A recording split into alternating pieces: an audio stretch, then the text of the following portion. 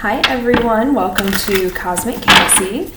This is going to be an all signs general reading for the collectives. What I wanted to do something a little different and mix it up and have some fun with it. So what I have here is a tarot deck of gifts, abilities, different things like that, and it's pretty big size. So what I want to do is pull 5 cards. And I'm going to pull those 5 cards, and you guys are going to choose which pile you want to choose from. And then we're going to go into that ability, that gift that would most likely resonate for you. I would say if you feel drawn to more than just picking one, then go ahead. Maybe you have multiple abilities. But also feel free to just do one. Whatever number comes to the top of your head is going to be the best number here. Don't overthink it is the goal. Okay, so I'm going to go ahead and pull 5 and let's get started. 1, 2, 3, 4, and 5. So what I want you guys to do is just take a moment and look at each card and pick out the one that you feel the most drawn to. Again, we have 1, 2, 3, 4, 5. I'll give you a quick moment here, pause the video if necessary, and then we'll start going through these one by one.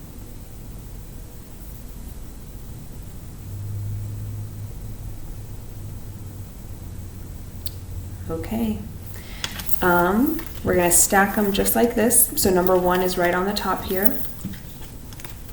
I'm going to set them up here.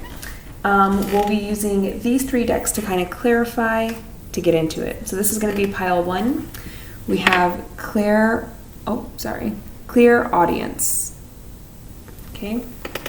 It says you have the gift of receiving intuitive messages from spirit. It may sound as if it's right next to you, inside your head, or echoing as if it's from another dimension. So let's dive into what your personal gift is. This is going to be a Muse Tarot deck that we use to kind of jump in and clarify it and see what else we need to know about it. Let's jump into pile 1, energy around clear audience. First card out here is 2 of Materials.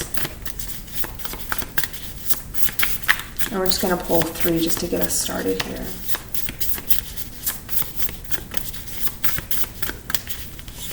One and 2. Okay, we have 2, 3, 3. If that number means or resonates anything to you, it could also be life path 3, life path 2. Maybe it's a birth date, a month, anything like that. So we have the 2 of Material, which is the same as 2 of Coin or Pentacle, 3 of Emotion, which is the same as 3 of Cups, and then 3 of Materials, again, Coin, Pentacle, okay? So for group 1, what I'm getting with your gift, with it being clear audience, I definitely feel that with the 2 of Material card here, it's almost like showing that if you look at where the pentacles are and imagine those are like a sign of ears almost. And if you see how they're standing in between here and the ground. So it's almost like the messages or the signals, the voices, the noises, things like that you might be hearing. It's like confirming that it's an energy, it's a frequency that is not quite here on Earth, but also not quite here above Earth. So it's more of that transitionary area. So some people will call that like the gray area, the transition area, from where spirits can essentially mingle, hang out, and if a person dies, this is that waiting area that they would go to if they're in limbo. And I think limbo is probably the most common terminology here for it. So it's giving me the vibe that, like, yes, you're getting a lot of these messages, but it's coming from that in-between stage. It's not quite being channeled up higher, like in that 5D plus realm, but it's also not anything that's like, here on Earth, like an elemental or something like that. This is very much like a limbo transitionary period that you're picking these frequencies up from. And then we have the 3 of emotion. And so immediately what I heard is like getting very sad, or getting very emotional. And the energy I'm getting from that, the reason why it's being said is it's more of, you might have a hard time controlling your emotions sometimes, and you're not really understanding or acknowledging more so why you might suddenly feel sad or feel depressed, feel elated, feel fearful, panicked. And so I'm getting a touch of like empathic ability here as well. But I feel that when you're receiving these frequencies, these messages, these voices, noises, whatever you choose to call it, when you're receiving those, there's something with the way that you are receiving it, that it directly either like it has a direct line to your heart space or your head space. And when it goes to your head space, it's like the conscious awareness that you are hearing something. When it goes to the heart space, you're still hearing it, but you're hearing it in an energetic way where it's affecting your feeling, your emotion. What I mean by this is that spirits, light beings, elementals even, they have a different communication style than what we're used to. So what this means is sometimes we receive it differently. Their communication would be translated to us as a more emotional energy.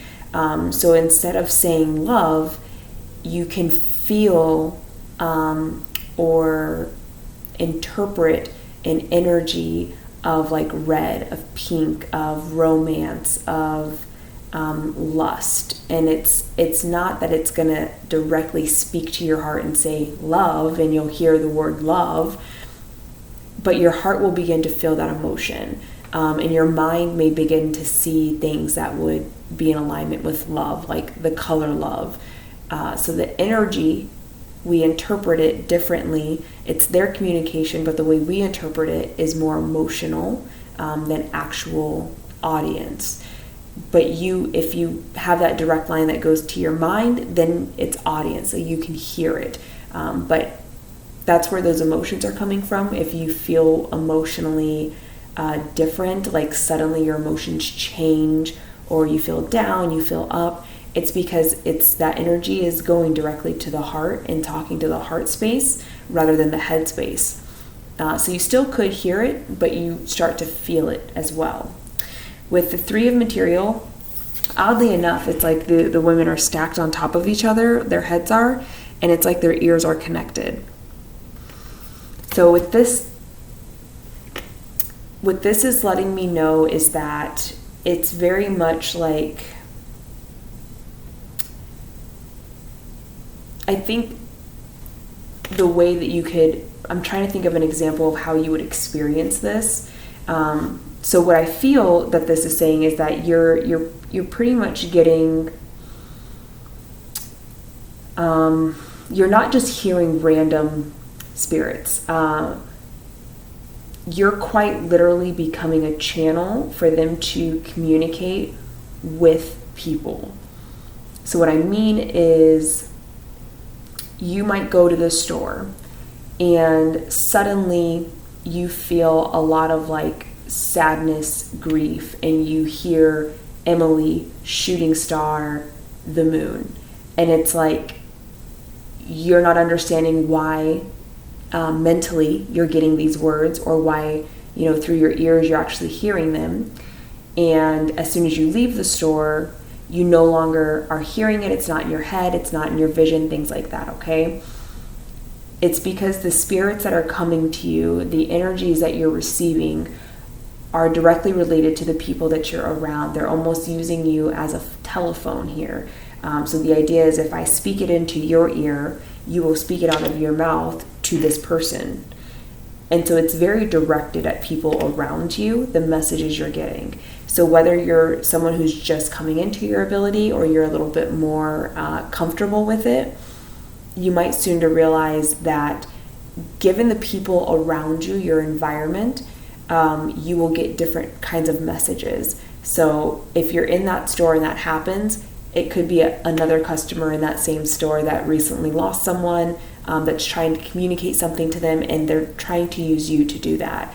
So it's like literally playing telephone with you. So I feel the way you would experience this is getting a lot of like disconnected random messages, hearing a lot of like disconnected random ideas, phrases, energies, because it's never the same spirits that are consistently communicating with you. It's more of like picking up on those energies as you're out in the world, just doing your thing, moving and grooving. And they're like, oh, prime opportunity to relay this message to this person who doesn't have this ability. So let me tell you so you can relay it, okay? So whoever is in group 1 here, it's very much an energy of having very directed messages given to you so that you can relay them. But it's also the energy you're receiving these messages, these ideas, things like that from, are the people in limbo, the spirits, the energies in limbo, that are not quite transitioned on either end here, okay? And again, if you feel that emotional change within you frequently, that's also a part of the fact that like it's different messages from different spirits happening all the time. So some of them, again, get directed to your mind, others get directed to your heart, and that's when you experience that emotional piece more. But I am getting more like empathic ability with that one. So for some of you, that'll resonate. What else do we need to know? What's the best way for them to use their gift? What's the best way for group 1 to use their gift here?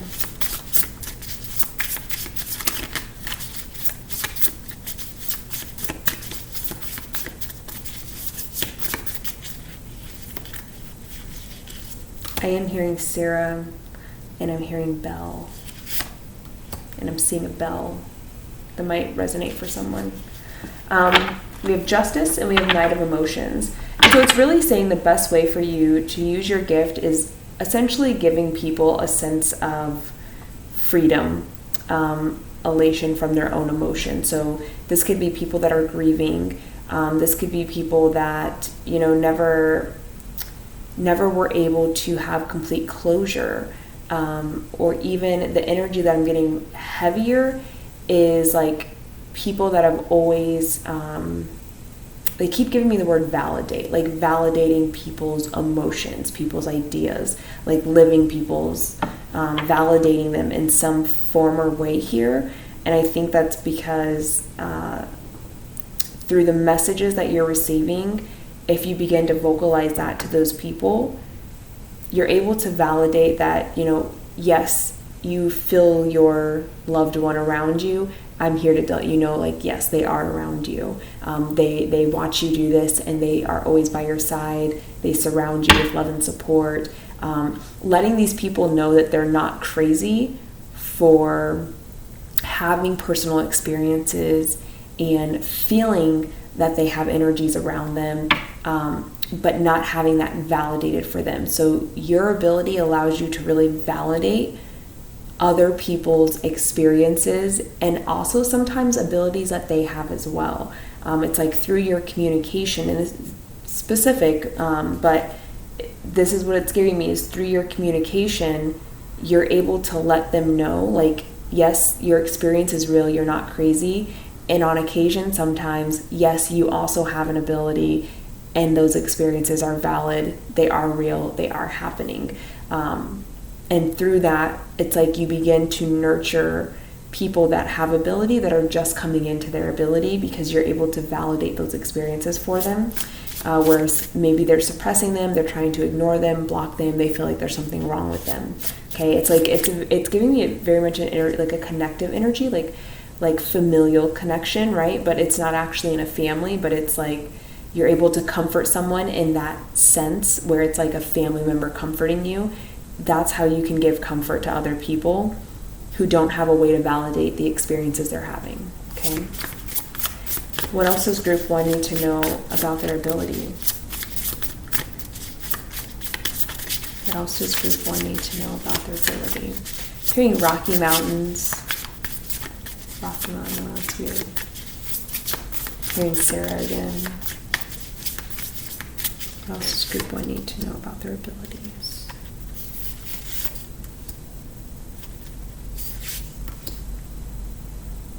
Okay, we have 4 of material. We have the High Priestess and 5 of voices. So 4 of Pentacles, High Priestess, 5 of Swords.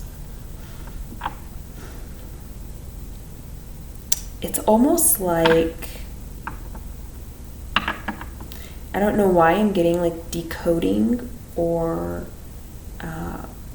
help me with the word here, inscribing. It's like decoding, inscribing something. It's very much something to do with not just language, but like decoding the language somehow. But I'm definitely getting the feeling of like ancient knowledge, more specifically Egyptian knowledge. It's almost like your gift, your ability, and they're telling me once it's developed,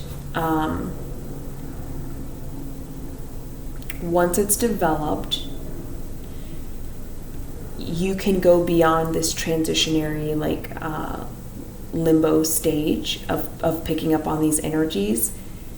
You can, it's almost like tap into much older, like wiser Egyptian. It doesn't necessarily have to be Egypt, but it's like very backdated energy that you can tap into to help you almost like decode current text concepts. Hearing gems for some reason. Help me clear this, because it's like it's wanting to connect somewhere and I'm not quite getting it. As soon as I said gems, it tried to like connect it to something here. Okay. Part of what I'm getting here is it depends on your knowledge, like how much research you've done. But what it connected the gems to is like if you are familiar with star seeds and star workers and light beings, things like that. Light workers. There is a belief, and it's, oh, that's so funny. So sitting on this deck of cards, I have a Lemurian crystal, and this is exactly what they're telling me. And I totally forgot, not even realize that's actually a Lemurian crystal. But they have things called Lemurian crystals. You can do these with other crystals as well. Like I even have Moldavite over here that you could do this with, but it's almost like it's pinpointing this piece specifically. The belief is that with Lemurian crystals, when you run your finger along the side of them, you feel multiple bumps, and those are like natural etchings that develop within that mineral. It's not something that is like etched into there with a machine or anything. So that's how they're different than quartz crystals. But the belief is these etchings, these Lemurian crystals, if you know how to decode them, but decode's not quite the word I'm looking here for. If you know how to tap into the Lemurian crystal energy, it has secret messages, downloads, knowledge, information that you can receive from working with one of these crystals and having these etchings. Each etching, each crystal provides a different message, a different download, a different energy, a different insight. And so what it's telling me is it's almost as if you're able to connect with items like Lemurian crystals, like Moldavite. And once your ability is developed enough, the source of information that item links back to, so with Lemurian crystals, and Moldavite, it links back to extraterrestrial light beings, Pleiadians, Atlanteans. It links back to those sources of knowledge. So it's almost like you can tap into those sources to receive the guidance or information needed to know how to actually work with things like Lemurian crystals or Moldavite that can provide you advanced knowledge, advanced wisdom, advanced insight. That was a difficult one to decode there. I keep saying decode. That was a difficult one to kind of get there, but it's like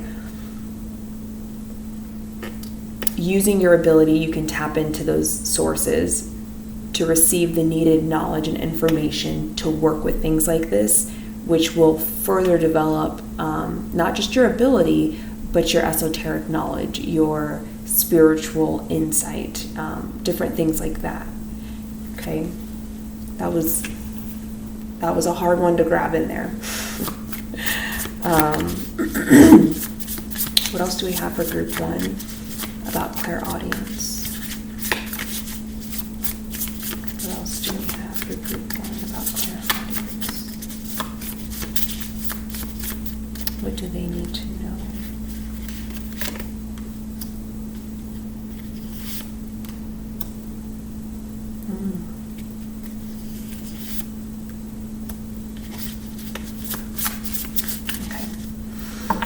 So we have 7 of emotion, the moon, and inspiration, 6 of inspiration. So 7 of cups, moon, and 6 of wands. Immediately just pulling these two, what I got is you can,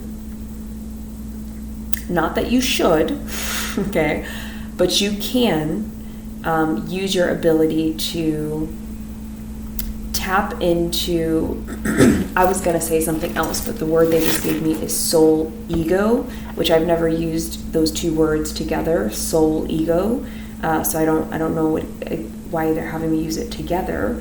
But it's like you can tap into someone's soul to truly see what kind of person they are. So your ability does not just allow you to receive energy from spirits or non-living people or, angels or, whoever you can, whatever energy you can tap into.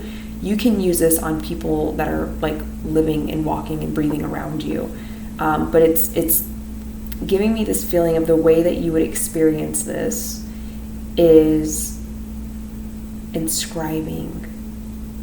Did I say that already? Sorry, I feel the energy and I'm trying to find the right words to articulate the energy, but it's like they're telling me typewriter. It's almost, sorry, it's almost like if I met you for the first time and we're having a discussion, outwardly I can experience your aura and energetically I can interact with your aura, and that's going to influence, depending on how tuned into my own energy I am, how I feel about you, that vibe that I get off of you, if I'm comfortable, if I'm uncomfortable, if I feel like you're a safe person, not a safe person. That aura, that energy that outwardly surrounds our physical body is the easiest energy to read because it's always interacting with our own energy field. But what you have the ability to do is almost go beyond the aura, because they're constantly changing. It really depends on what phase of life you're in, what's your mindset, what's your health. Like it's dependent on so many different things that you're able to insert past the outward energy, the aura, and go directly into the soul energy. And the soul energy is on the soul level, on the true intention of a person, the true purity of a person, the pureness that they hold, the innocence, or quite the opposite as well. You can move past that outward energy that is always being shown and dive deeper and connect with someone's soul energy to really feel what kind of person they truly are at a deep soul level. Like sometimes pieces of them that they don't even see within themselves, you're able to pick up on. The way you would experience this is if we're together and I tap into this energy. You can do it without realizing you're doing it as well. But it's almost like no matter how amazing and great we are, no matter how awesome we click, the vibe that I'm feeling could be perfect. For whatever reason, I might be able to just have information or knowledge hit me. I might hear it, or it might appear, the information appear in my mind that you have like unhealed childhood trauma, and you know, have a certain defense mechanism that you enact every time XYZ occurs. Without knowing anything about that person, you can get that message. And then when you get that message, you begin to actually see the intricacy of how they play out things because of who they are in their soul. So you will notice things and know that like that's a defense mechanism, that's a trigger. They're upset without them ever giving any kind of like body language or verbal information telling you this is how they feel or this is why they do. You just know. It's like a knowledge that just comes to you. You just know. And sometimes you do hear it. You might just randomly hear like, I don't know why I hear like shadow figure or shadow side. It's like you just hear it and you're like, whoa, what was that? Well, that's you experiencing that person on a soul level. You're getting that information from a very deep place within that person, because technically our soul is very spiritual, right? Our soul is not grounded to the earth. Our body is, our physical body is, but our soul is not. Our soul is still highly connected to the spiritual realm, and that's why you can tap in and actually receive messages directly from that person's soul, because it's not a physical thing. The soul is very much a spiritual thing, okay? So it's like to some degree you can tap in and actually communicate with people on a soul level. Consciously, these people are not aware you're doing this, but they may begin to feel very uncomfortable around you and not understand why. And it's because you're tapping directly into their soul energy, okay? And I think the reason why they had me say soul ego is because tapping into that soul will also show you if this person operates from an ego or not. Sometimes that's harder to know outwardly, but you can tap in and immediately recognize like pure intention, ego, motive, dark energy. Like you can just tap in and know it because that soul is going to give you messages. It's going to speak to you. Okay. Group 1, I feel like that is the clarity and the information and insight about your ability. So we're going to move on to group 2 now. Okay. So again, this was for clairaudience. Group 1.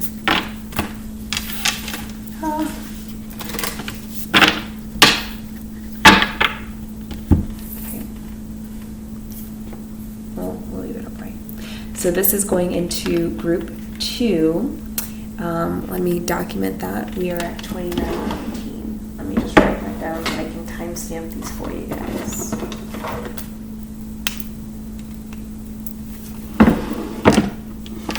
Grab some paper. Sorry, I should have had this planned and prepared, and I did not. It's okay then. So we are officially starting group 2 right at 29:40. Okay. So group 2 your ability, gift, talent is relationships. Okay. It says you have a talent for mentoring or counseling relationships, having the ability to guide others to their own path to love because of your own experiences in love. Okay. So let's go ahead and tap in. I'm feeling pulled to use this deck actually. So this is the Cosmos deck. So we're just going to pull some cards and get some insight into your gift, which is relationships. What does group 2 need to know about their gift? What does group 2 need to know about their gift? So starting off, we do have the Daughter of Swords that immediately popped out here. And so I feel that you have a beautiful way of not just being able to look at relationships, and I don't mean just romantic, it's like any kind of relationship between two or more persons. You have this beautiful way of being able to observe that relationship and whatever dynamic, just observing it happening, the interaction between those people, and very quickly identifying what kind of relationship that is, regardless of the outward appearances or regardless of the energy they give off or what they say. You can observe it for a short amount of time and really have a clear understanding of what kind of relationship it truly is, how they truly feel about each other. And so on the other end, you also have this beautiful ability to very clearly communicate where there might be an issue within that relationship without it being unbiased or judgmental or confusing. There's a very clear communication that you're able to do to help people see how they show up in those relationships. And I kind of want to backpedal just a little bit here because I'm hearing I need to touch on this point a little more, is the fact that to some degree it's not necessarily about energy, although everything is kind of about energy. This is more, you're able to quickly observe and know what kind of relationship it truly is. And they were giving me something about just being extremely acutely aware of the pieces of body language, the nuances of our reactions that most people never actually see because it's so finite, it's so intricate, it's so subtle that you would never outwardly see it. But it's that professional interrogators where they're oh, they had this split second reaction when I said this, which implies this and lets me know that. It's almost you're naturally on that level of interrogation, but it's not interrogation, but you can look, and as you watch people interact, you can see the split second, beyond subtle, natural reaction that we give off that we cannot control. And it's a split second, super hard to notice, but for whatever reason, you are naturally able to pick these up and notice them. And that's what helps you understand and see quickly, how do they actually feel about that? How do they actually react about that? What is this person's energy really saying? Things like that. What else does group 2 need to know about their ability?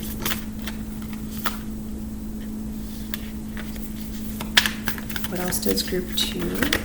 Okay. The moon. Yeah, this is kind of going back over what I was already feeling, that there's a lot of things that go unsaid, a lot of things that are hidden, that have a mask over them, a lot of secrets within relationships. And the energy that it's giving me is like, I can literally see someone watching two people have an extremely casual conversation, but it's almost like you can read their minds as they're having this conversation, because you are so aware and in tune and capable of like reading every level of body language. And to some degree it is like receiving that energy, like tapping in. Okay, what they just showed me is like odd. Okay, what they're showing me is that it's almost as if you can energetically come out of your body, out of your energy, and place yourself as if you are in that conversation into the other people's energies, and you are reading, you are hearing, you are observing and listening to the energetic conversation, not the physical verbal conversation. But it literally was like, the image they gave me was like coming out of your body and literally like energetically coming over, inserting yourself in that conversation, and energetically being a wallflower for what their energies, like how their energies are actually communicating with each other. So it's not even like you're tapping into what they're saying, it's like you're tapping in to what they're not saying, to what they're hiding, to what they're alluding. Very good at like reading between the lines here kind of energy is what I'm getting. So it's like you can quite literally tap into the energetic conversation and get a clear understanding and knowledge of what's not being said, what's being hidden, what's being tucked away, what's being pushed down or forced down, anything like that. So it's quite like interesting. I've never seen like the image of someone energetically, like it's almost like a little piece of your energy is like, okay, I'm gonna go scout it out, and then it leaves and it goes over, and you're just watching, like, and sometimes you don't even have to be present, like consciously present watching, but you begin to just, it's like you just know what is actually happening within a dynamic. It's interesting. You just can naturally know exactly what is happening within that dynamic, regardless of what they're actually saying, okay? What else does group 2 need to know about their ability?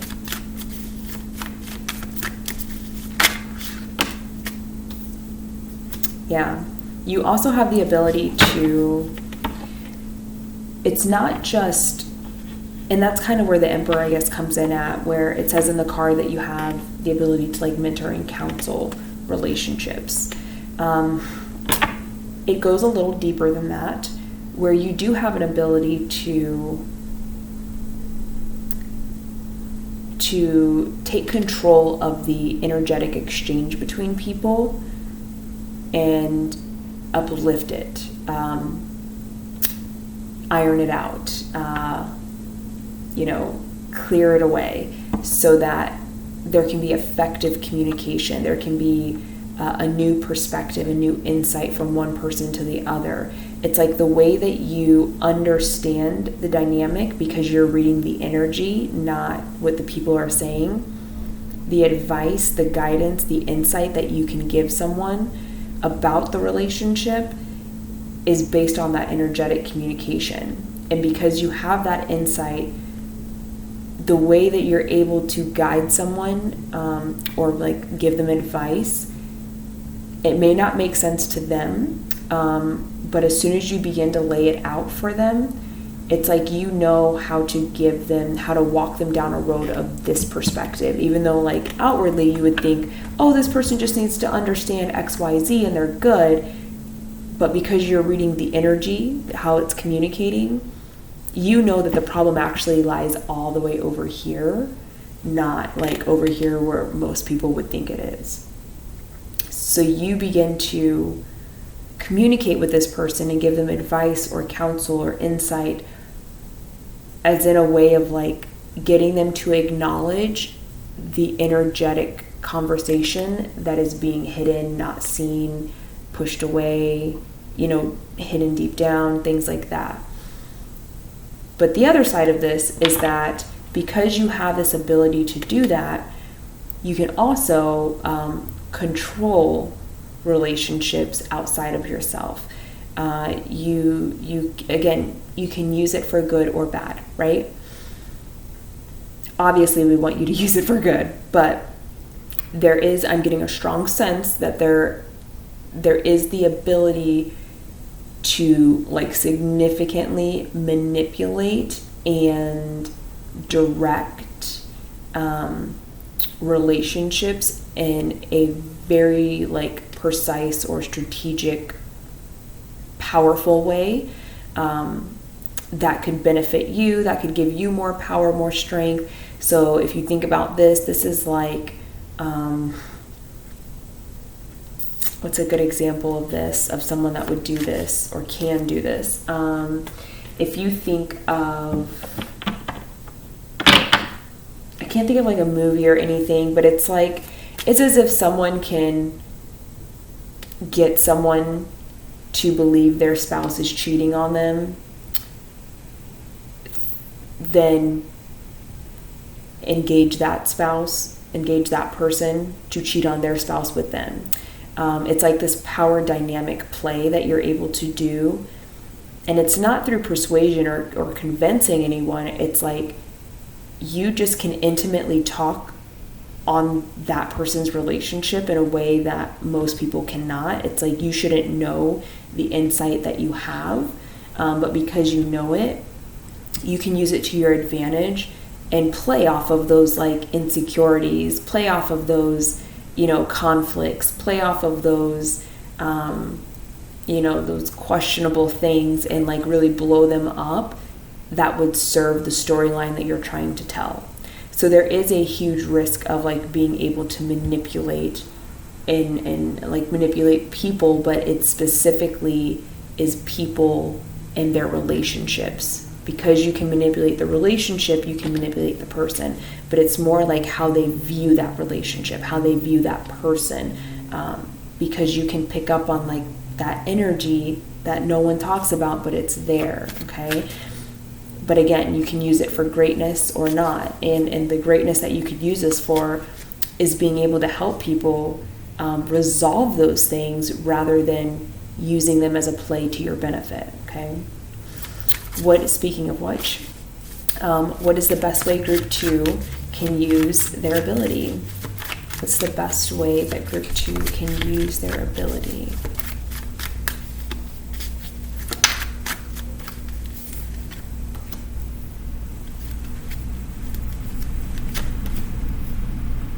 Wheel of Fortune, Father of Pentacles. This is going to be very similar to the Emperor, not going to lie, the Emperor energy here. But it's pretty much laying out the Wheel of Fortune, destiny, or karma, right? Depending what you give out is what you get back, because that karmic wheel is always spinning. That Wheel of Fortune is always spinning. Sometimes you're on the top of it, sometimes you're on the bottom of it. So it's reiterating. There is a serious potential and possibility to either use this for the greatest and most purest of intention, or for like the deepest, darkest of intentions. With the Father of Pentacles being here, what it's letting me know is it's almost an energy of investment, but instead of investing with money, you're investing with relationships. Because that is your ability, right? So the investment pieces here is, do you gain popularity? Do you gain status and money and stability and growth because you are positively investing in people's relationships to help them mend them and fix them and strengthen them, connecting the right people, sitting at the table and in a high stake environment, being able to help mediate those conversations because you can see where they're getting caught up at. It's like you can invest in the better intention, the highest intention of mending, repairing relationships for the good of everyone, and that will actually bring you a significant amount of reward into that Father of Pentacle energy.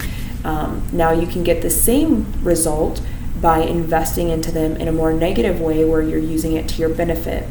But that's where we come back to the Wheel of Fortune. What you give out is what you get back. So if that's the area that you're investing in, you may initially maximize off of that, but long term, it's like an energy of like, it's like they're making me feel like I'm surrounded by like broken, toxic, damaged people and relationships, and it's like they're all around me. And that's the reaction if you use this ability for your own benefit in like a very like sabotaging, manipulative way. Yeah, you might still benefit and get money and stability and power, but you're seriously constantly surrounded and almost like what's the word, like infested with this like toxic, damaging energy, because that's what's surrounding you and will always surround you, versus being on the other end where it's like, because you're fixing these relationships, because you're mending them, you're helping them, you're connecting them, you're strengthening them, that's the energy that surrounds you, and it's much more empowering to feel that way. But I'll be very straightforward. It's saying either way you can have like stability, power, success, status, whatever. It's just, how do you want to feel in yourself, in your energy, while you're doing that? At the end of the day that's kind of what that is. So I don't know why I'm picking up heavily with this ability. Like, there's really a fine line between what you choose to do with it. You either use it for good or you use it for bad. Yeah, I don't know why it just like, it keeps reiterating that major point. So maybe some of you do not realize that you have this as your ability, but you've always realized that it's really easy for you to manipulate people or like control dynamics that benefit you. Like even with kids and parents, right? It's like, you know how to get them to turn against each other, where one of them is like, well, let her go do this, and the other one's like, no. Like, you know how to play off of that so that you have one parent rallying for you, and the other one, you know, that disagrees and doesn't do what you want is on the other end of it. It's like, yeah, you're benefiting from that because you always get your way, but the downside is now your parents are consistently arguing and fighting, and the conflict is like arising, and it could lead to so many different things long term, but you may not realize that you have this ability to do it. So you do it carelessly without realizing that like you're actually damaging these relationships versus strengthening them. And so I feel like maybe that's why I keep getting that, like, it's very 50-50, like either you're here or you're here. So the more you come into this awareness that you have an ability like this, and for some reason I'm hearing the more you play with it and realize and like, you know, conceptualize that you can do this and see what you can do with it, that's when really you have that option of either going left or right with it, okay? What else do we need to know for people in group 2? We have the Hanged Man. And with the Hanged Man, it's almost like an energy of, I don't know, it's like as I talk on this, it gives me another piece of the puzzle to like extend the conversation on what I was already talking about. With the Hanged Man, the energy I'm getting here is like, until you fully actualize your own ability to have to affect relationships in this way, and these include your own relationships as well, not just other people's, but there needs to be it keeps giving me like waiting period, like a time where you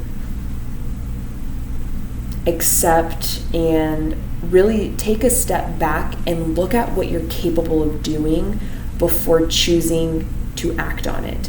And I don't mean in the grand scheme, I mean individually. Every time that you start to insert yourself into a relationship or give advice or,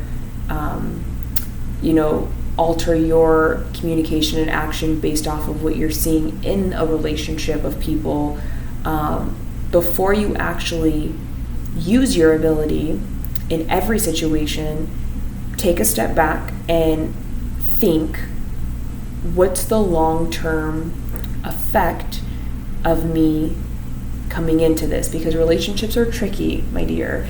And sometimes you are strengthening relationships that really it's time for them to fall apart.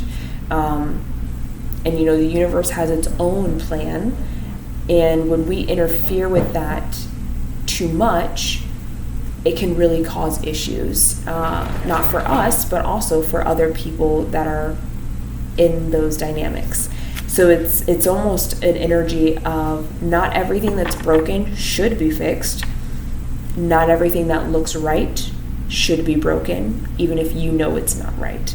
Okay, so it's like you're holding a strong card here because it involves people's relationships, their interpersonal relationships, how you show up and how they show up at work, the dynamic.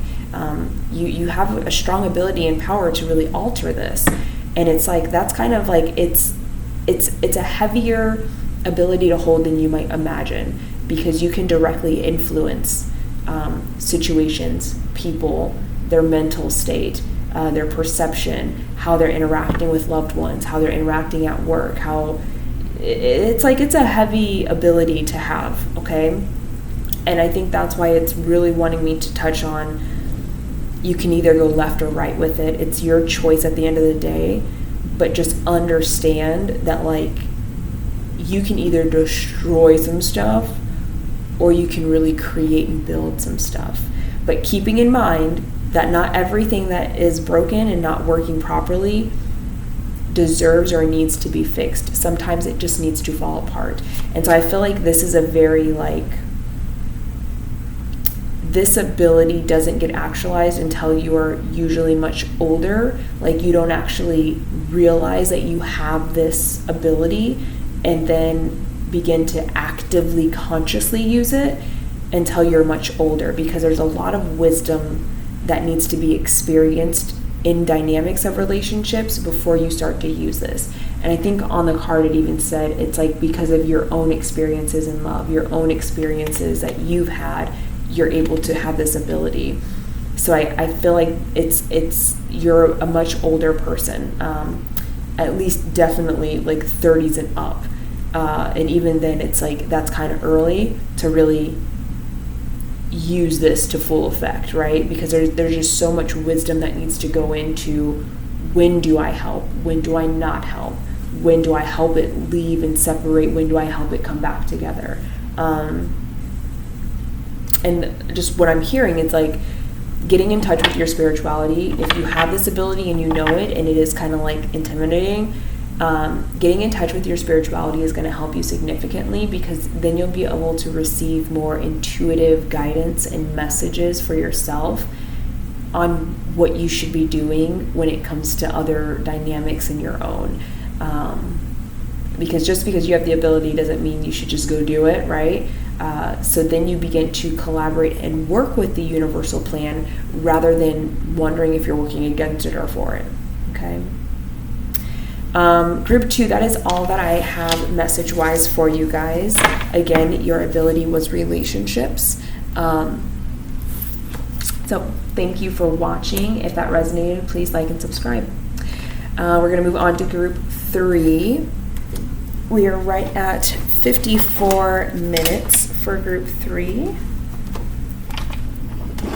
I put that pen back in here?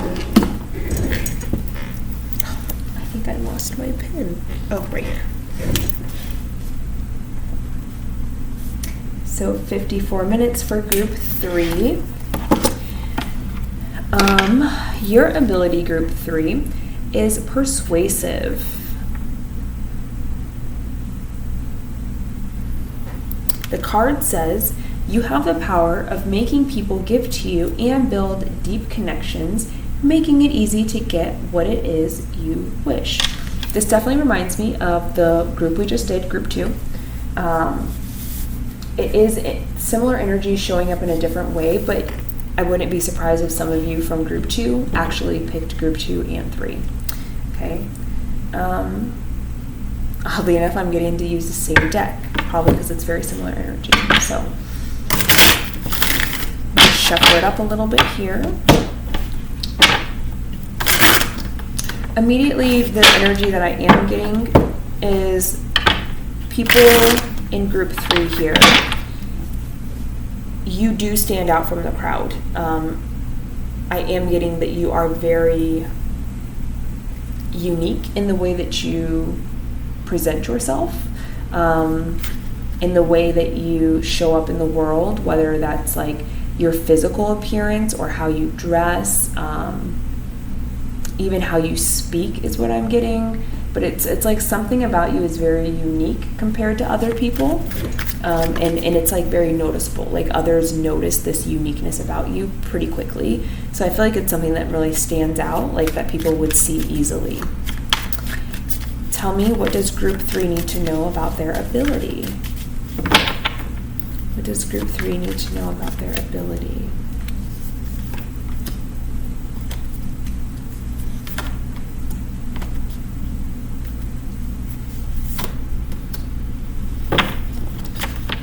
Immediately I'm hearing investing in new beginnings, new opportunities, with a lot of confidence, with a lot of assuredness, like within yourself, okay?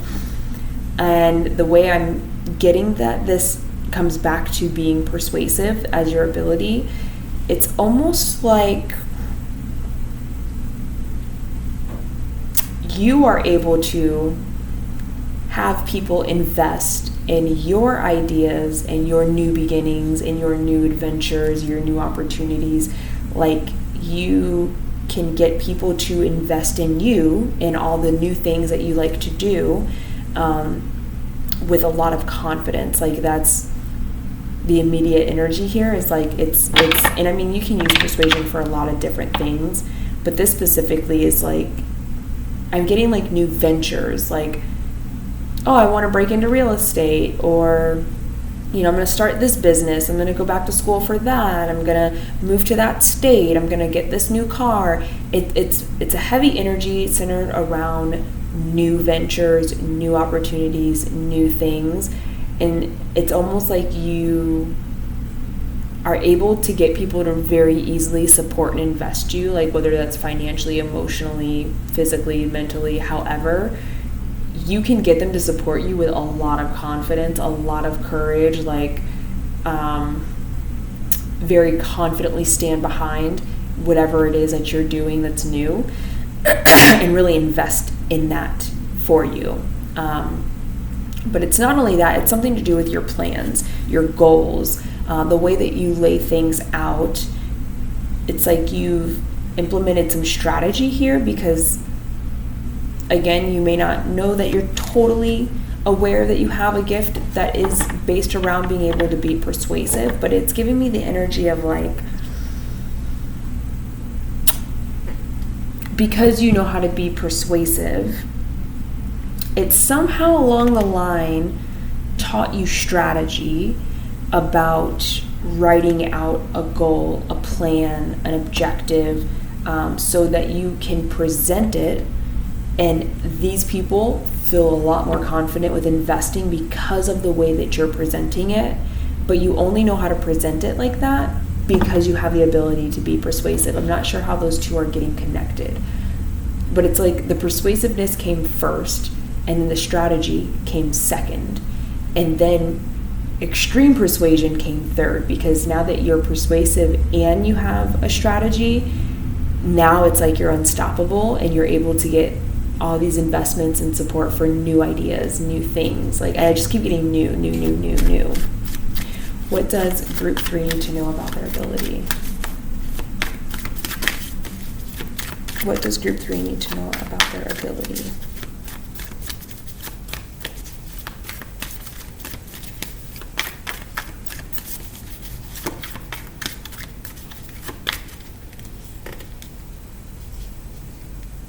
I don't want to, just want one. Just trying to give me 2.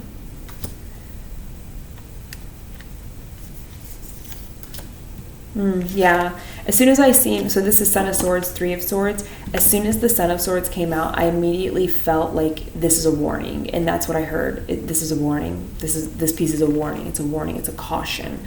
And then it was followed by the Three of Swords. I get that.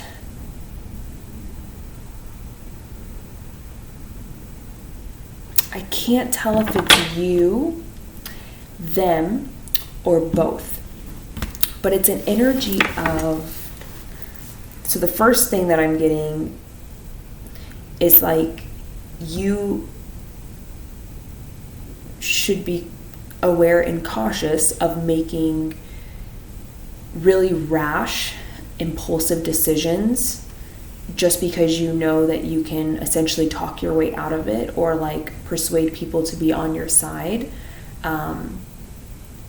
Like it's not because you can persuade them to support you and be on your side, or even like in a relationship come back to you. Be cautious that you're not abusing that power that you have and becoming very impulsive and rash and like not really caring if you say mean things to people because you know that you can always get them back on your side. It's like,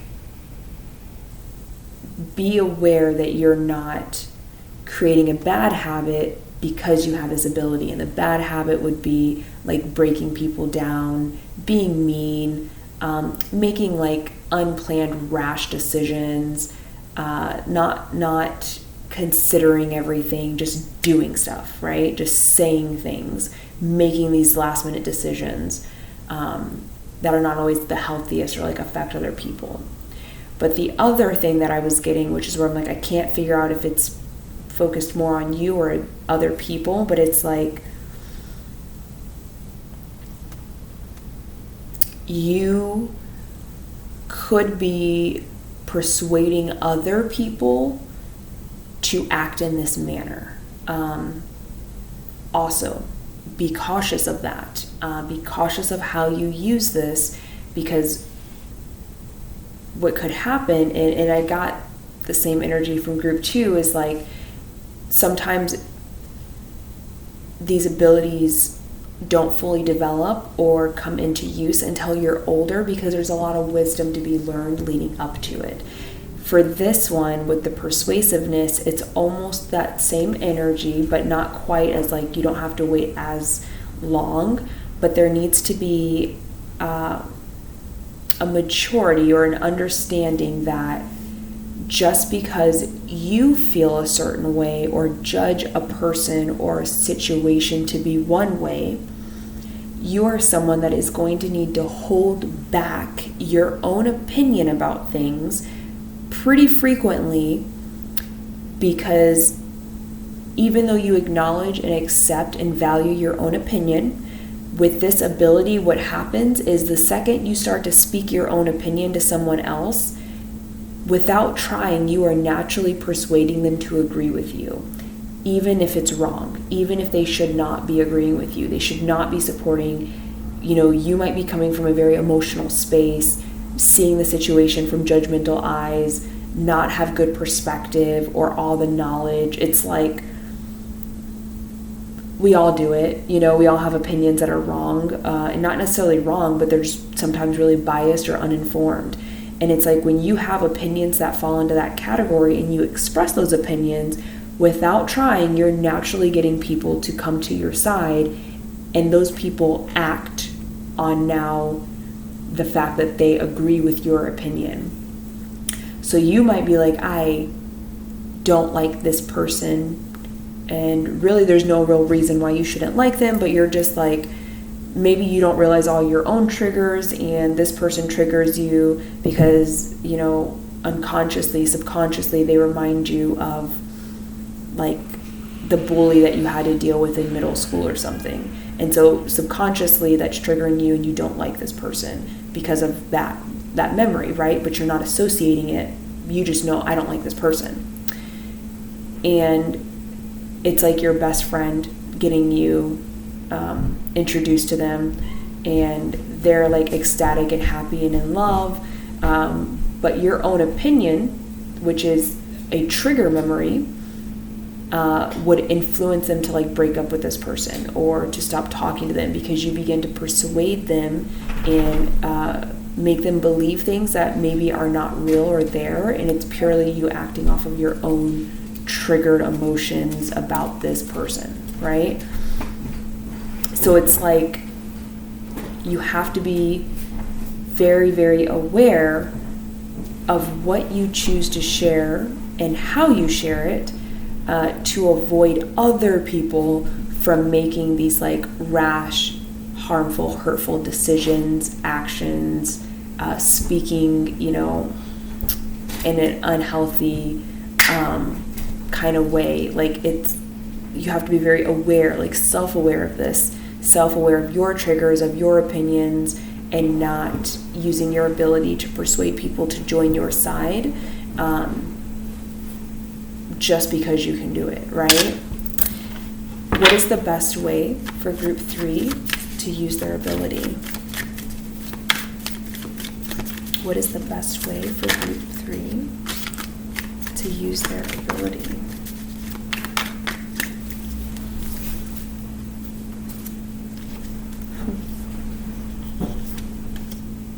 Yeah, Daughter of Cups and the Star came out, and what it's saying is the best way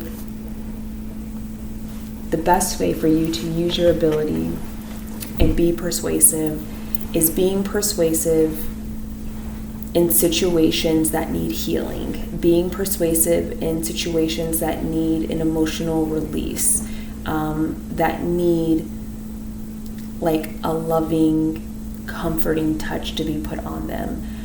What would that look like? So if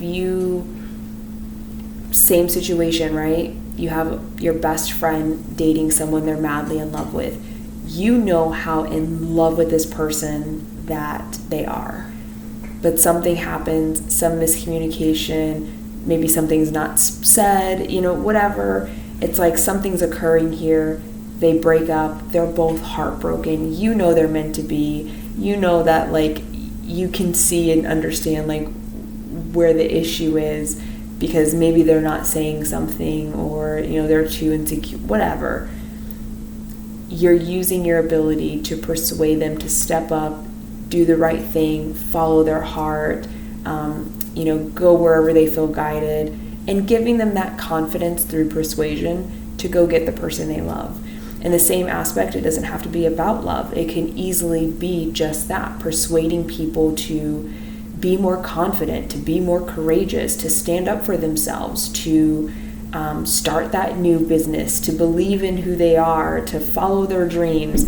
It's like persuading people that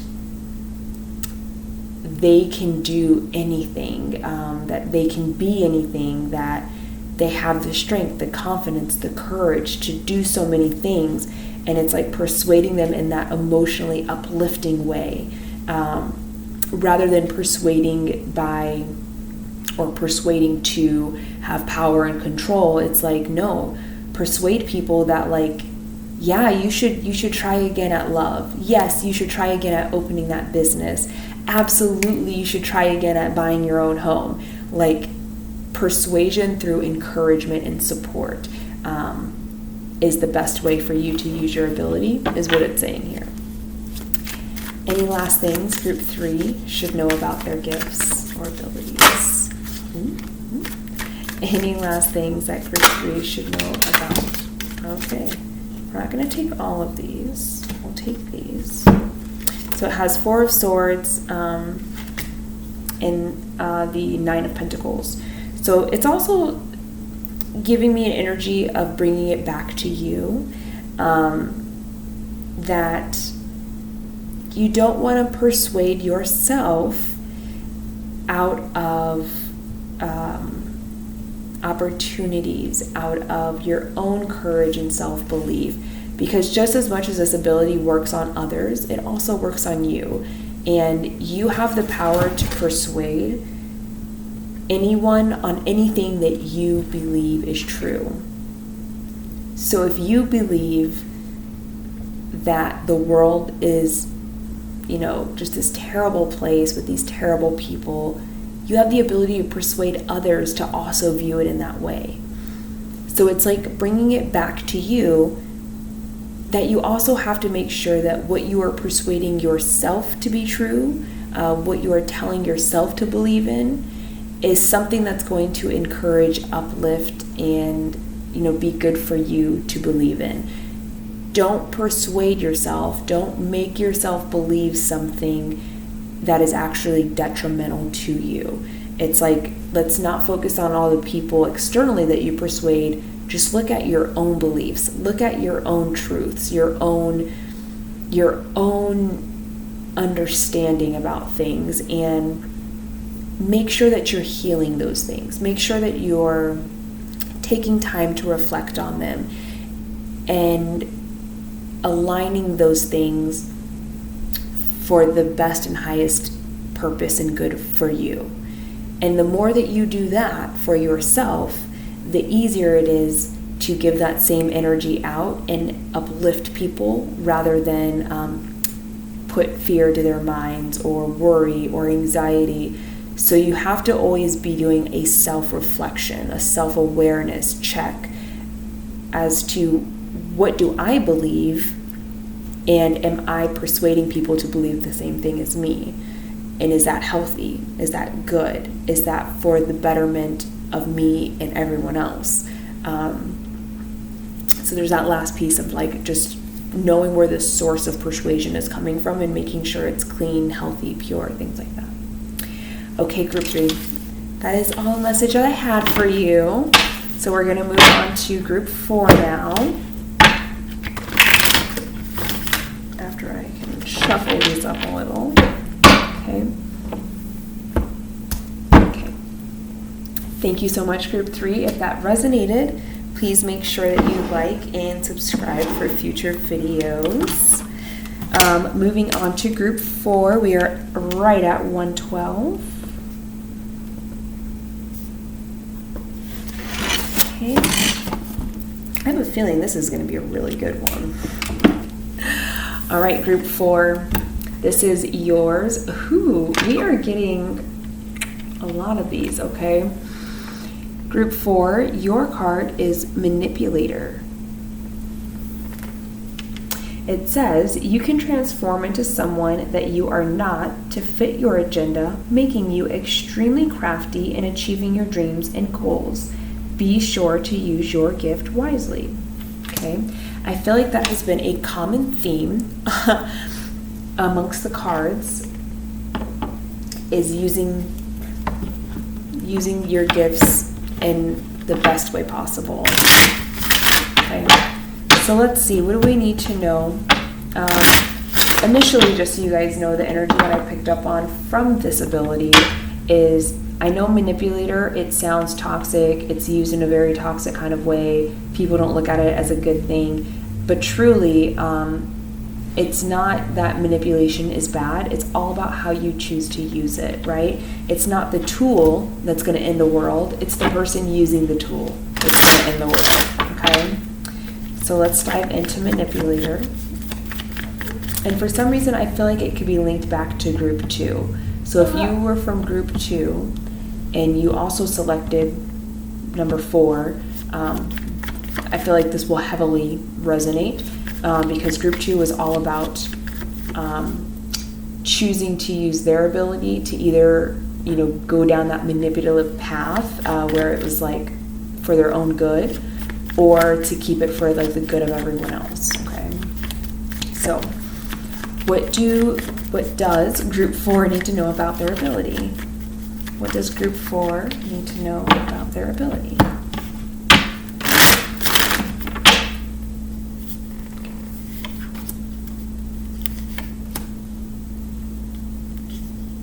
Oh, it's weird, it had me pull from the exact same thing. Okay, so 6 of Cups, the World, and Page of Swords. So what this energy is telling me here is a part of your ability to manipulate, again, not looking at it in like good or bad, toxic or not, a part of your ability to manipulate somehow started as this is more like a developed ability, not necessarily a like born into, opened to ability, right? This is something that you developed in childhood. For some of you, I get it, for most of you, you learned to manipulate as a child, but it wasn't under the pretense of anything negative. I get it was actually like very sweet, like tricking, like watching your mom trick your brother into going upstairs so that she can like surprise him with a cake or something. Like it's something like that, where it's like that's how you initially started to learn how to manipulate, was watching like people playing tricks, people pulling strings, or like, you know, being very clever and sneaky. But I feel like it was in like, it wasn't in a negative, toxic way. It was in like actually like a very holistic and beautiful way, where it was like, I'm doing this to surprise someone or to create something beautiful. Like it all had like good positive energy attached to it. And so as an adult, it's like you carried that knowledge on with you, and now you're starting to realize that you really have a natural like knack for manipulating people or situations. And again, it doesn't always have to be self-serving. And I don't feel that you do it in a toxic way. At least it didn't start toxic, is what I'm getting here. Like when you learn to do this, there was nothing toxic about it when you learned how to start manipulating. Okay. What else do we need to know?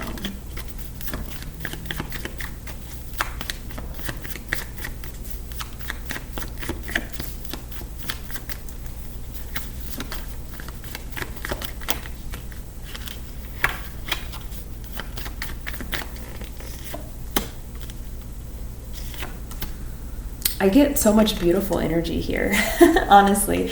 Like it's very nice, sweet, light, good energy here. I don't, oddly enough, because most people associate manipulation with just toxicity, I don't get any of that here.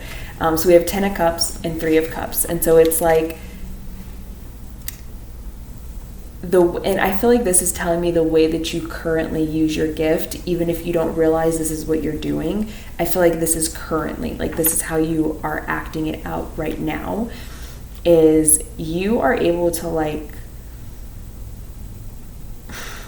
like manipulate people to show up to a party so that you can get them together and play matchmaker.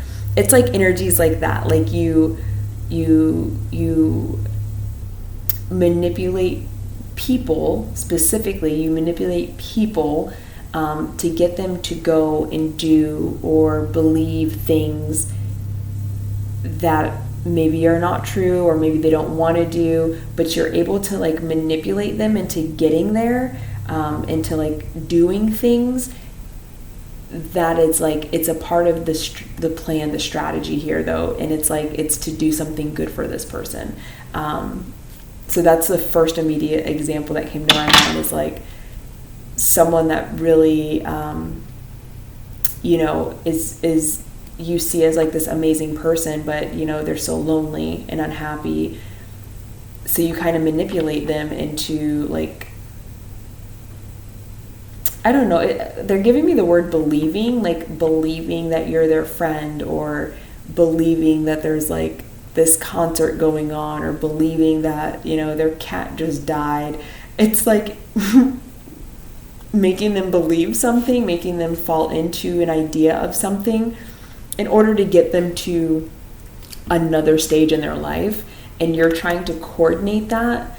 But again, it's not malicious. It's like, it's all good intention, good-hearted. Like, oh, if they believed that I was their friend and I was like did their hobbies and stuff, I could learn more about them, and then I could go and find like the perfect person for them, and then I can introduce them together. And so you're like pretending to be this person's friend, you're doing their hobbies, you're like hating it, but you're like, I'm gonna pretend and we're gonna make this happen and we're gonna bond and it's gonna be great. And the more you learn about this person, you start to, you know, put 2 and 2 together, and you're like, oh my gosh, I have someone over here that loves to do the things that this person loves to do. I need to just invite them to come with me to a hobby with this person so that I can connect them. And then, neither of them can be lonely, and they both love to do this really odd hobby that I hate doing.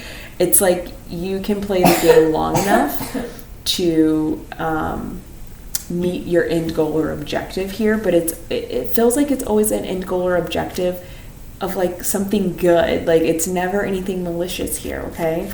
What's the best way for group 4 to use their ability? What's the best way for group 4 to use their ability?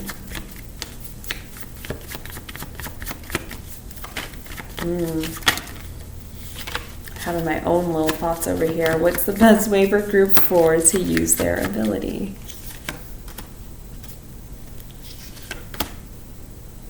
Okay, 3 of Pentacles and the Tower. So it's kind of getting back to the energy that I just talked about, where it's like you are actively, like the best way for you to use this is to work with other people, to collaborate with them, to team up with them, to befriend them. It's all about being a part of other people and groups and things like that in order to create radical, sudden changes. Yes, those changes might be very unexpected. Not everyone is comfortable with change, and so they may not always be initially happy, but it's something to do with like you're manipulating a group of people. You're teaming up and collaborating and working with multiple people and manipulating them in order to create some kind of, I keep wanting to say radical, but it's like, but instant, unforeseen change. So like people stuck in a rut. So exactly like the example I just said. Like you recognize this person over here is just like so lonely, but they're an amazing person, but maybe they're shut in, they're introverted, no one can get close to them. So you actively work to manipulate that person into believing that like you guys are just best of friends to help get them out of their egg or their eggshell. I don't know where that came from. To help get them out of their shell and introduce them to the love of their life, or just, gain friends. For that person, that's a Tower moment. That's a radical change because they're set in their ways, they're introverted, they're shut in. But you're coming in and making that radical change in order to help them grow and be happy and find love and make connections and build relationships. It's like that kind of energy. I love this. Anything else that group 4 needs to know about their ability? Anything else group 4 needs to know about their ability? Some of you might be Scorpios. I don't know why I'm getting that strongly. Scorpios. Anything else that group 4 needs to know about their ability? This is saying like, do not, I'll pull a lot, yeah. Do not,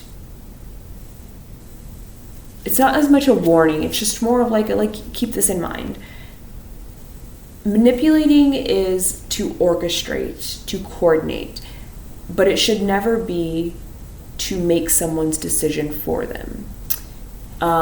Yes, you can get them to the right place, you can introduce them to the right people, you can gather the right groups, but you should never be the deciding factor. Like you should never try to manipulate this person's decision about what they do, what they don't want to do.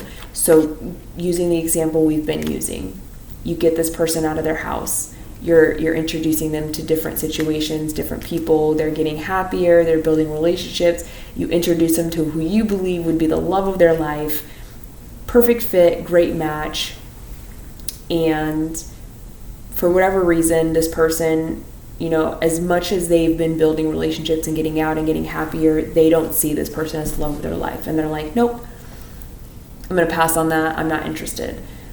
Don't manipulate that person's decision to choose not to pursue someone else or to build that relationship. Yes, you did a beautiful thing by helping them change their life and see something new, but that doesn't mean that you get to decide and choose where their life goes, how it goes, and who it goes with, okay? So there's a cutoff. It's like, yes, coordinate and orchestrate the plan, the strategy, get everything in motion and moving in the right direction, but it's not up to you to make that final decision, manipulate that person to make a decision that they clearly don't want to make. I hope that makes sense. I feel like there's anything else here for group 4? I feel like there's at least one more message here. Anything else for group 4?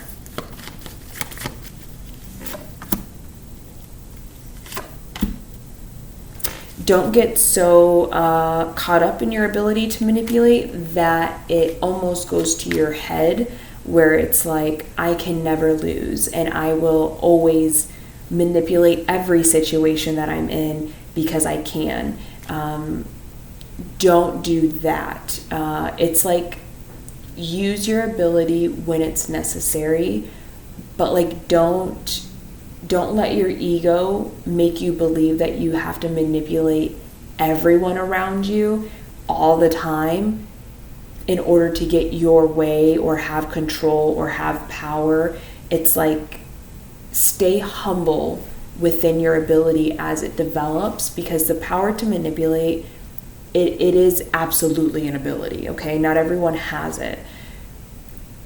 And sometimes it's easy when you do manipulate and you know you can, to naturally manipulate the people you love, to manipulate your friends, your coworkers.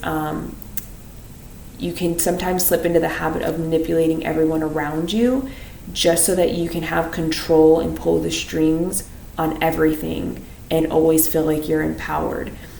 And then it gets to a point where when you don't have the strings, when you don't have that power, you feel it becomes like an insecurity. It becomes like a fear, which then just enlists you to manipulate more and on an even deeper level.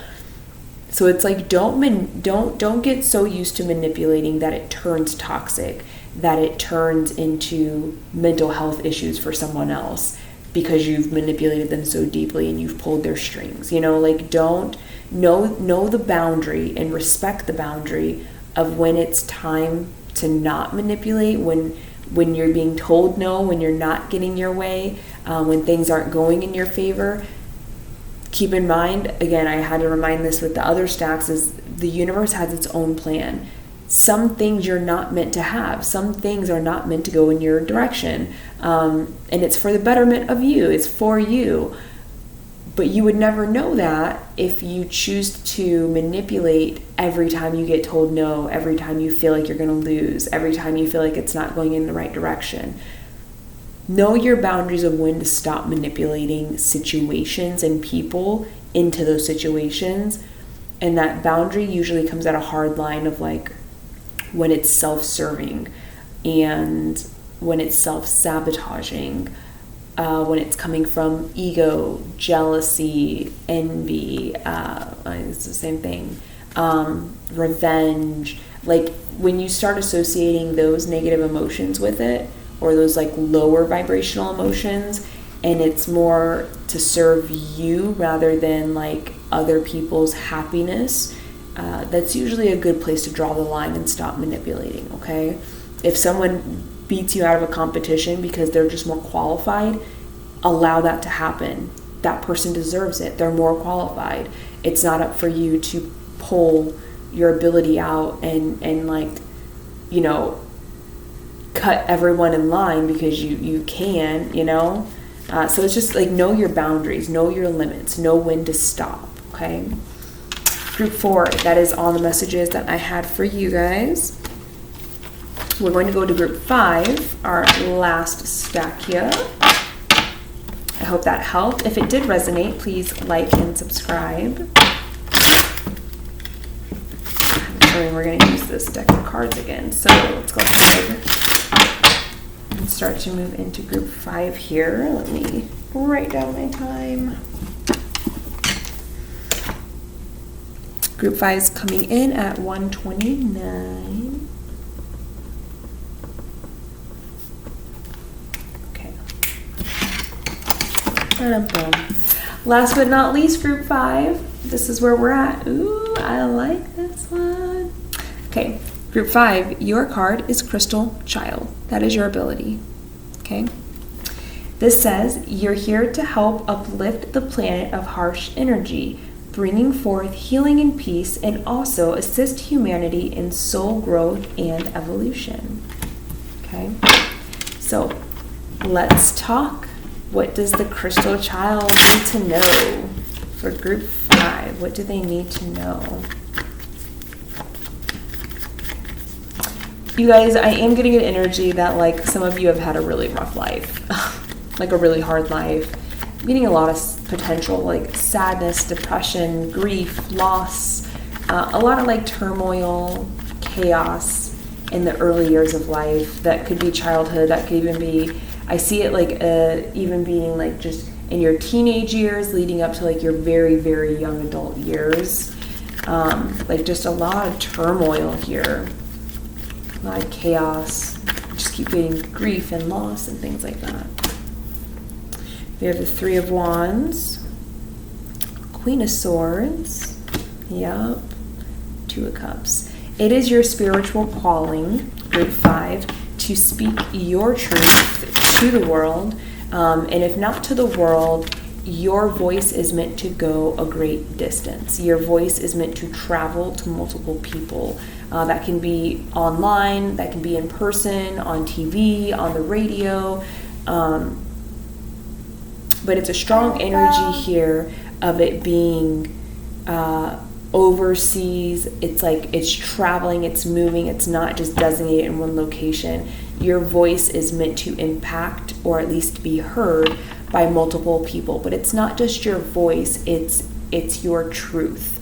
It's your wisdom, your knowledge, your insight. And it's not things that you've learned out of a book, from a mentor, from TV. It's not things that you've learned in that way. It's almost like in your soul, there is a truth that you were born with. And it is a universal truth. It is a ultimate truth, a spiritual truth that is aligned with like the energy of pureness, of light, high vibration energy here. You hold this truth in your soul, deep within your gut, and it's like the day that you discover that truth, it's like you always knew it was there, you've always felt it, but you may not have always explored it and pulled it out to its full emphasis here. Like maybe you've picked up bits and pieces of the truth, but not the true, like holistically pure truth that you were born with, like you as an individual, not collectively, individual. Like you have your own truth piece that fits into the collective, okay? And it's just giving me an energy of like, because you had such a rough beginning, you never actually had an opportunity to dive in and explore this truth. But it's like you had to have that rough beginning in order to have, in this lifetime, the consciousness, the awareness to accept and understand and interpret the truth that you were born with. Because if you received the truth too early, it's like you would not have aligned with it, you would have dismissed it, you would have possibly even like abused it in a more like control, manipulative, like disempowering way.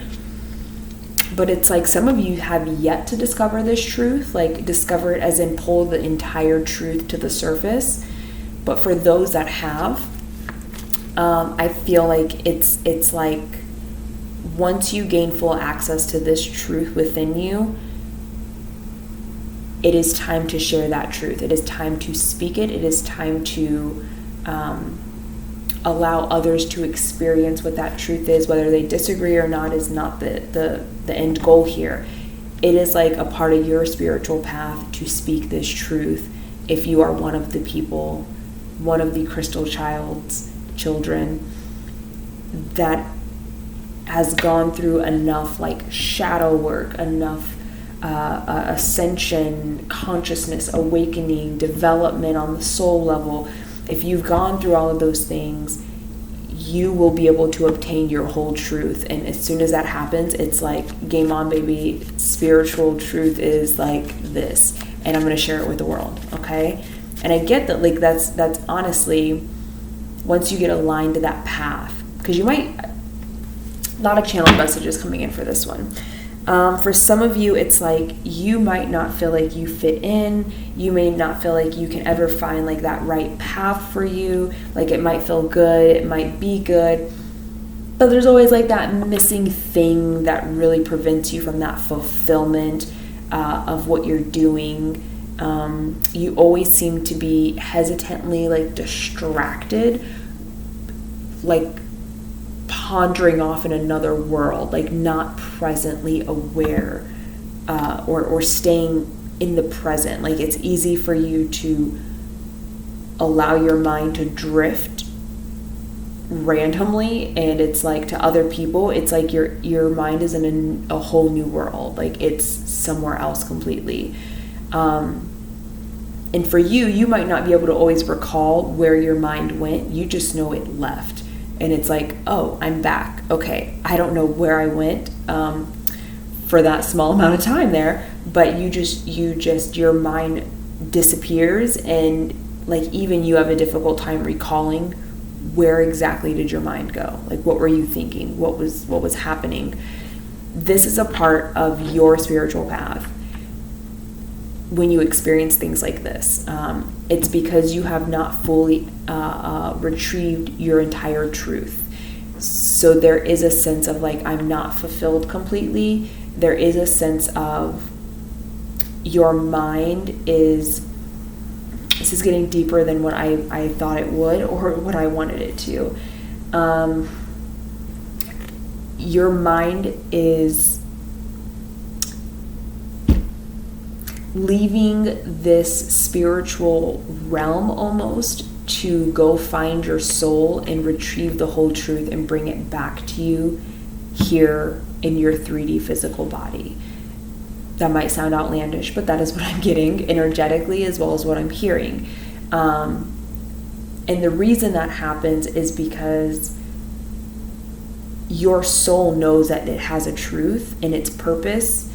Your soul understands that your part of your purpose, your spiritual path, is that you are meant to align with that entire truth, pull it out and express it. It's meant to help the collective, and it's meant to be expressed to the collective, to the world.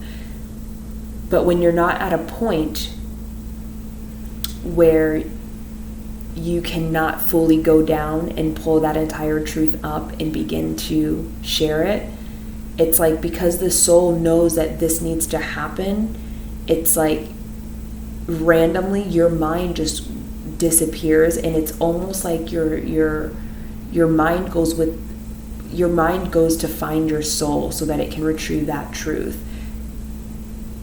But truthfully, no pun intended, you can access that truth, you can access your soul within yourself right here. You don't have to leave to do that, but it's like, maybe those of you that don't do the work, that don't sit down and meditate, that don't handle like the childhood trauma, the generational issues, and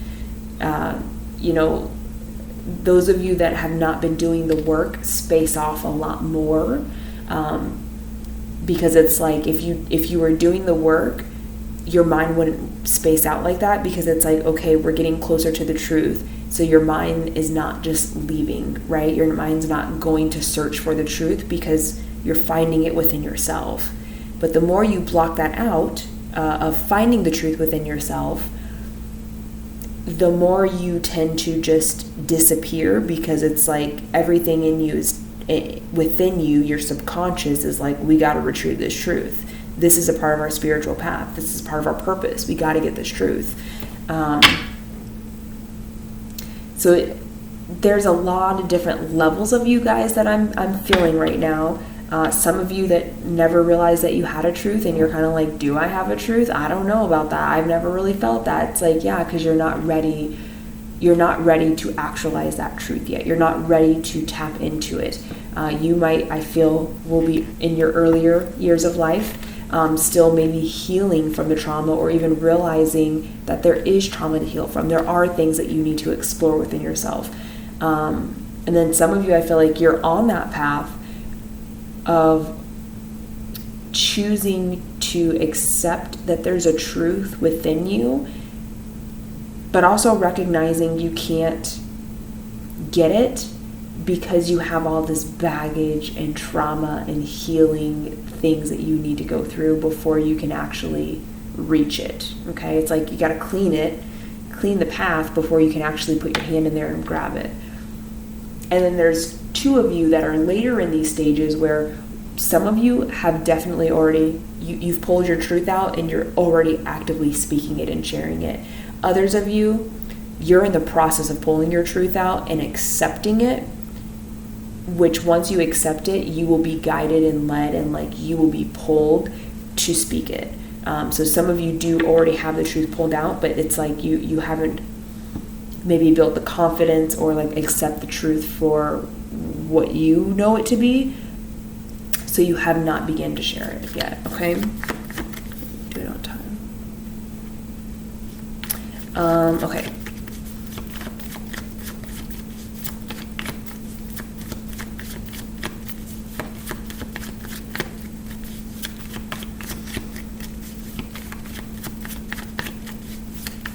Lots of energies here. I feel like a lot of you probably picked deck 5, card 5.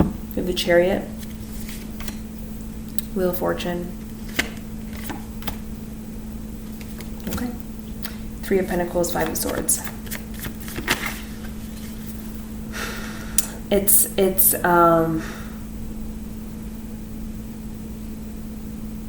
I'm hearing it's a caution. It's a caution. It's a caution. Slow down. It's a caution.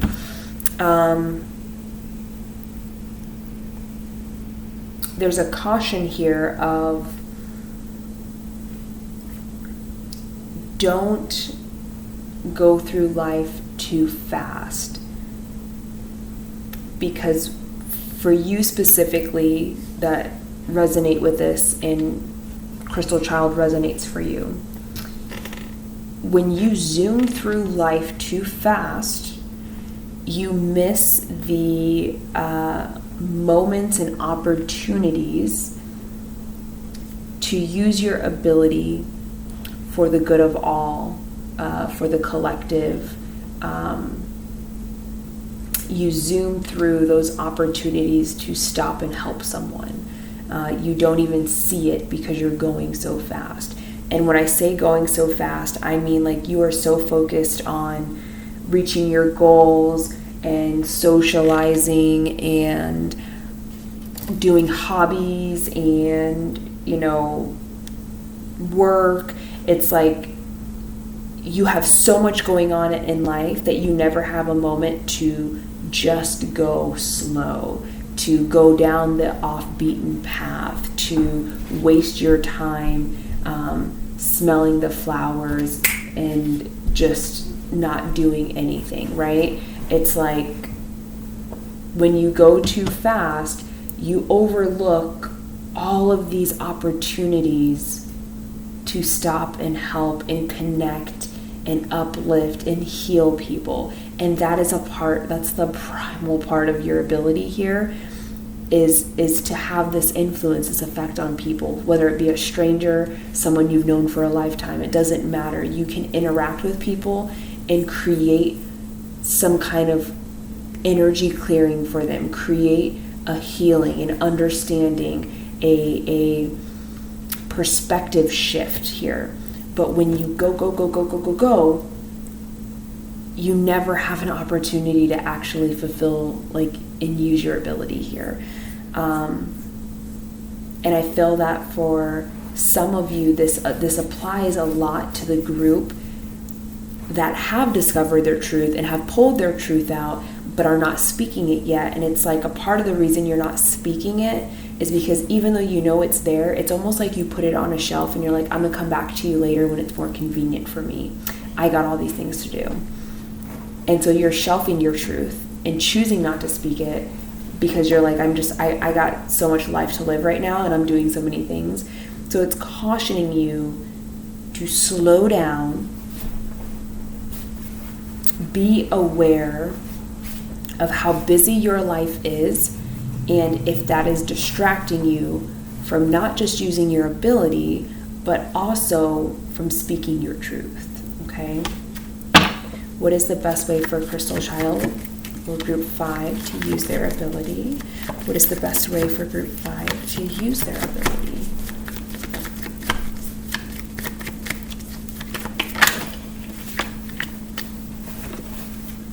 We'll pull one more, even though I'm pretty sure what it's going to say.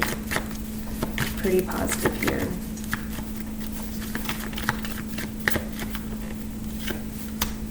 Yeah. So it's 2 of Pentacles and the Devil, and it's an energy of the best way for you to use your ability, group 5, is creating the impact, the influence to take the light and the shadow to bring them into balance. Because it should never be that like the light is always above shadow and shadow is just miserable and we need to deplete the shadow and we need to get rid of it altogether and it needs to just be, it's like, no. There is a delicate balance that needs to happen. It's a balance within all of us, within all living things, within the earth, within everything. And that balance lies solely on the light and the shadow being in balance, okay? You have an ability to interact with people, kind of like we just touched on.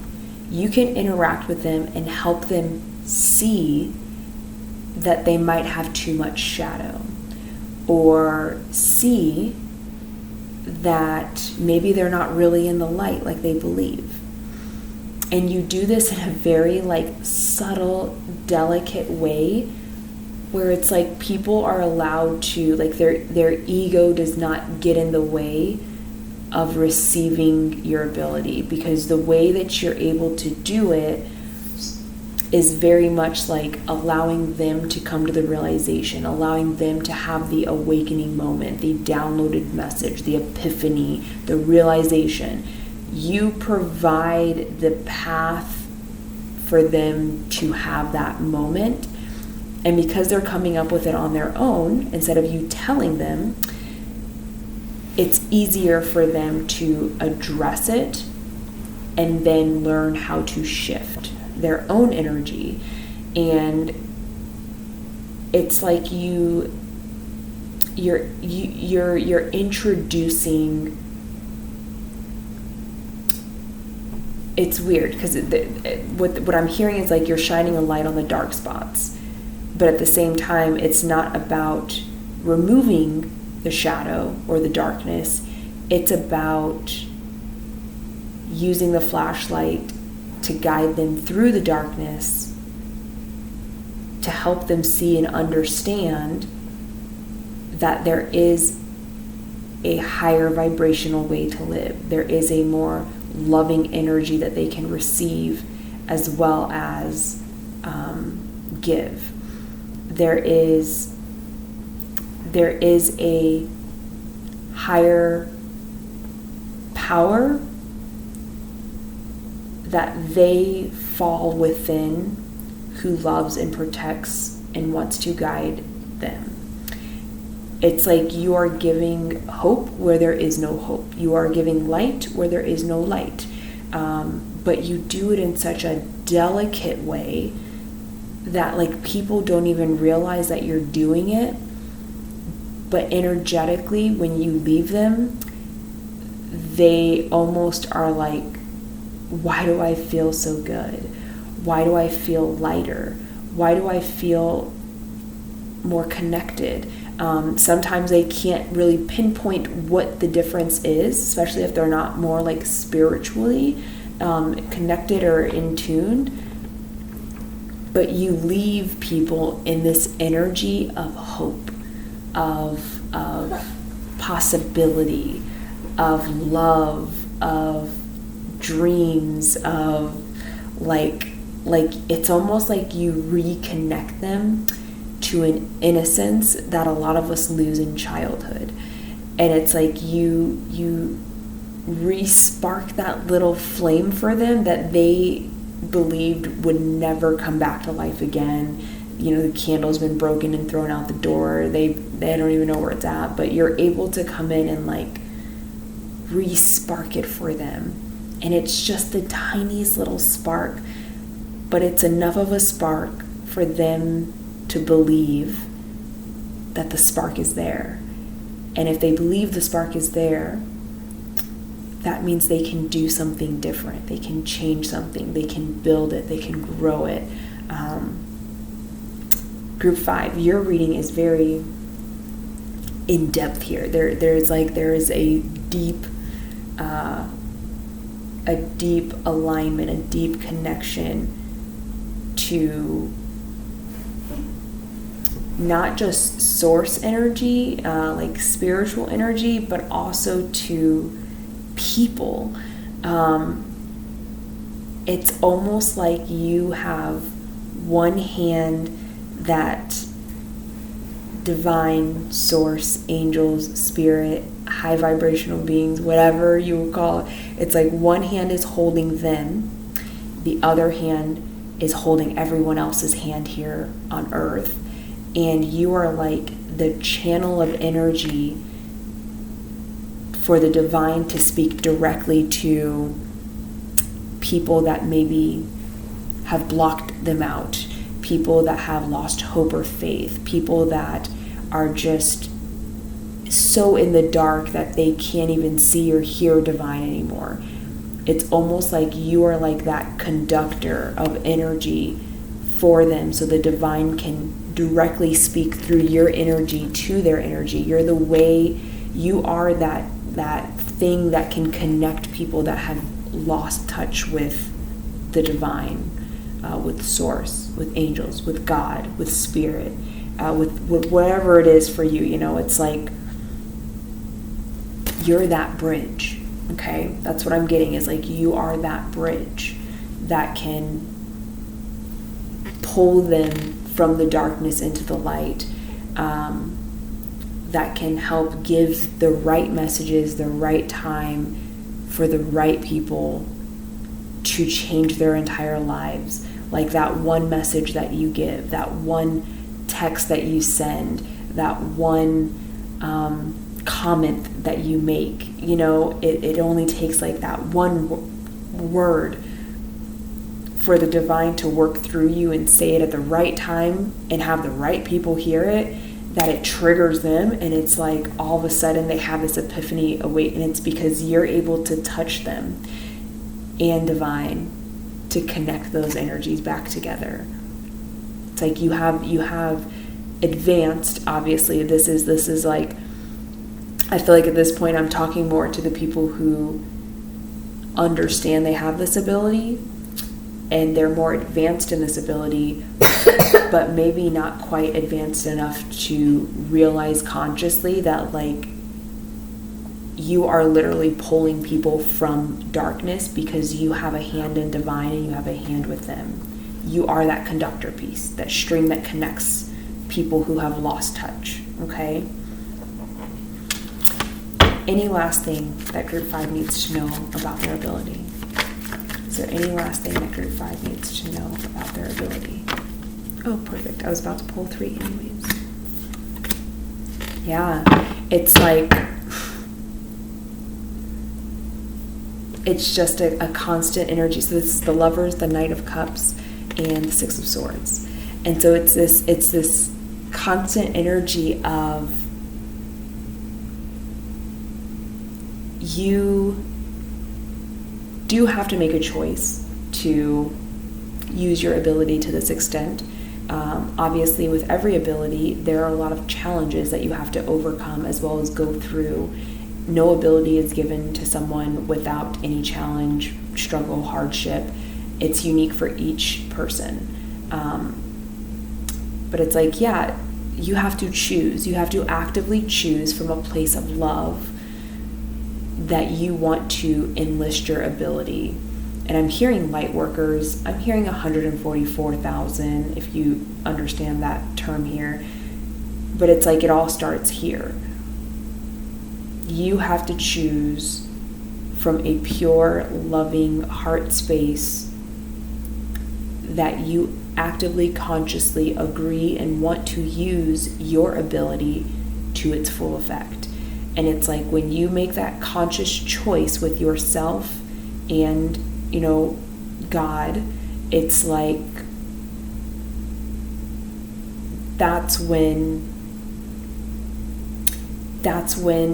that high vibrational energy, that source, those angels, God begins to truly work through you to help guide people back to a pure, heart-centered space where they can be more aligned and connected to that high vibrational love energy. It can shift their entire life from being miserable and being in the dark, things like that. And I just got so a long time ago I was doing like a meditation, and it was purely for myself, doing my own self-work, and one of the messages that I got is the exact message that I just got right now, and it was literally that oh my gosh, and it left me just as quickly. That's crazy. So maybe I'm not meant to say it, and maybe that was just a message for me to know that that's where this is heading. Wow, that left me as soon as I was about to say it. So that lets me know it's not something to just be shared. Those of you that make that active choice to engage this ability and you come from that loving, heart-centered space, you will have, I think what they're letting me know is that information will come to you. But there's always levels to what you allow your ability to come through and do. And so it's like, yeah, you get to choose if this is how you want to use your ability. If you want to shelf it because you want to live a busy life, that's fine. That's your choice. If you want to not do the work and never discover your truth, that's fine. That's your choice. Like the end message that they're really giving me here, which is very unique from all the other stacks, is that with this ability, it is not something you will accidentally use. With this ability, it is not something that you will accidentally stumble upon or realize that you have it. With this ability, it's a very much conscious choice and agreement that you will use it. You will recognize you have it, but you have to actively make that choice. Do I want to live my life with this ability and using it, or do I want to live my life and essentially shelf this ability because maybe this isn't the lifetime that I want to focus on this. Maybe this lifetime I just want to live a fast life. Maybe I want to experience other challenges and learn other lessons. But with this ability, it's like if you make that conscious agreement and choice to use it, which you do have to do to use it, your entire life will be integrated and entwined with your ability in helping others, pulling people from the dark, being, what's the word? Not of service, but serving a higher, more divine purpose within your life. That will constantly be a theme in your life. And it can be challenging. It can have its difficulties, but it also can be extremely rewarding. So it's, with this ability, it's very much like your choice to use it or not. Use it or lose it. You choose. But once you choose to set it down, it's not something that you can pick back up. Once you pick it up, it's not something that you can just set down. So it has to be and that's why, and again, this is overlapping. I'm remembering the messages that I got in my own guidance, but it's very much, that's why you have to make this choice from a very conscious, heart-centered, loving place, because your choice will affect the rest of your life. Again, if you don't want this, you will not have it. If you want it, it will consistently show within your life. So you need to be extremely conscious and in a good, solid, healthy, loving space to make the right decision, okay? Some of you might be approaching that moment where it's like, are you going to pick it up or put it down? Now's the time to decide. Some of you might have already put this down. I don't feel the energy of anyone that has put this down. I feel more energy of people who have not yet discovered that this is an ability that they have and they'll have to make a choice. And I'm also getting energy of people who have actively chosen to pick it up and people that are being faced with that decision now to pick it up or put it down. Okay, we are at 2 hours. I am going to leave before this gets deeper because I feel like we could just keep going, but at some point I do feel like I'm not meant to dive too deep into this because we're at a certain level and we don't need to be here until you're someone that has gone to that level, right? So group 5, I hope that was helpful, and if it resonated for you, please like and subscribe for me. I would greatly appreciate it. Otherwise, I hope that you guys got something out of these readings, and I'll see you again later. Thanks.